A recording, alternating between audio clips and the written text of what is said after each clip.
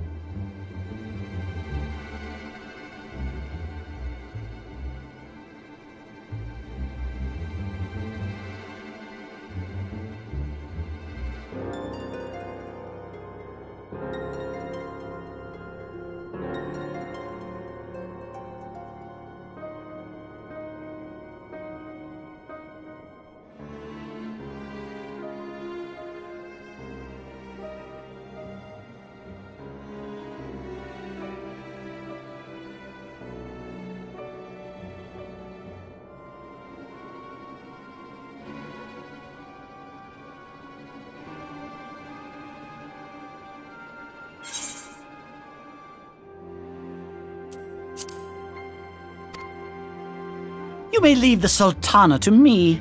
I shall personally attend.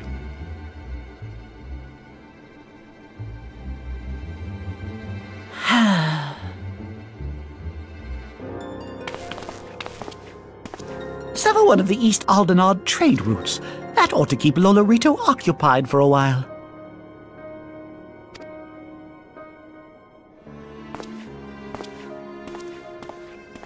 Nanamo ulnamo. For my sake, pray be a good little Sultana to the last.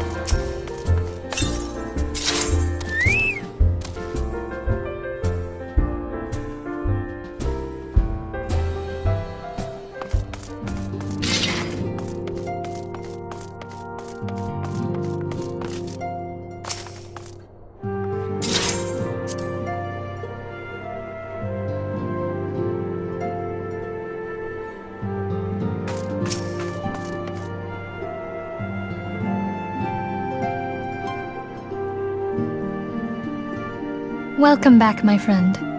I have already received word from Alfino. To think that Flame Marshal Huayu was the Garlean agent. I know not what to say. Together with Robon, Eline lent us much-needed aid at the time of our Order's founding. She was particularly passionate about the need to tackle the primal threat. When we discussed the subject, her eyes fairly shone with determination. Whatever else she may have been, I choose to believe that it was her true self with whom I spoke then. But now is not the time to dwell on such matters. I have an important announcement to make regarding our effort to defeat the Ascians. We shall begin as soon as everyone is assembled.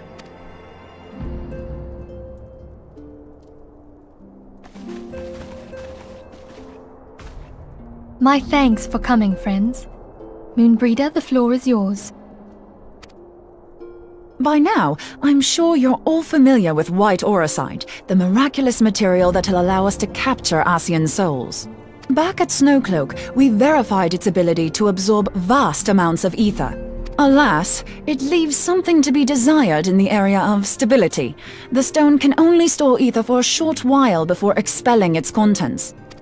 In addition to Eorzea's inherent limitations, we must needs be wary of our enemy's strength. Our foe draweth upon an infinite wellspring of power. Even should we succeed in entrapping him, the stone will not long contain his wrath. Meaning that, if we want to kill the swine, we'll have to be quick about it. 'Tis our belief that an Ascian soul may be permanently undone, if smitten by a sufficiently concentrated burst of pure ether. The only trouble is, we can't say for sure how concentrated the burst needs to be.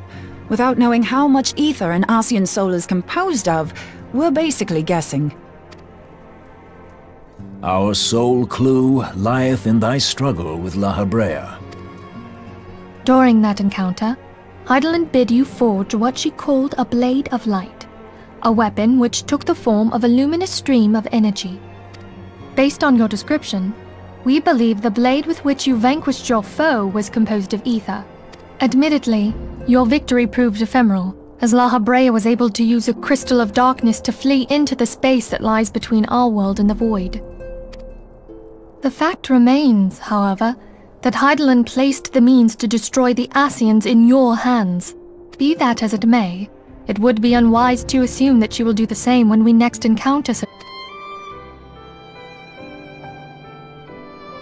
The true wealth of Uldar lies in the health, happiness, and hopes of her citizens.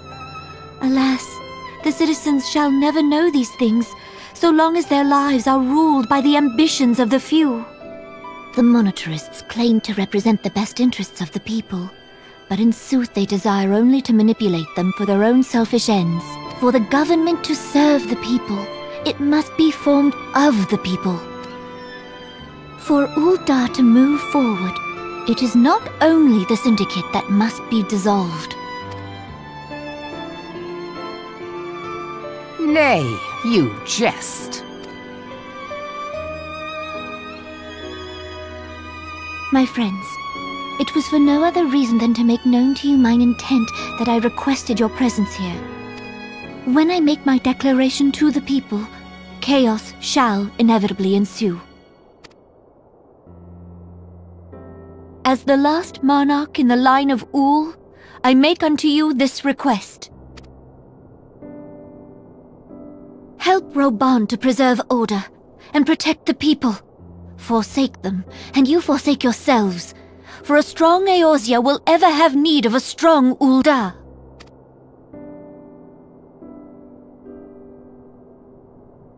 Your Grace, are you certain of this? There is no other way. When the time is ripe, the nation shall become a true republic. Both royalists and monetarists shall cease to be. Uldar will no longer belong to kings or queens or merchant princes, but to her people.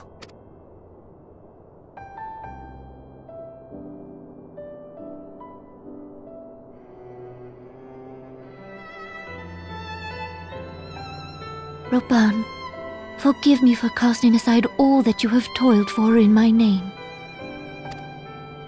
Beyond this gesture, I am powerless to help my subjects.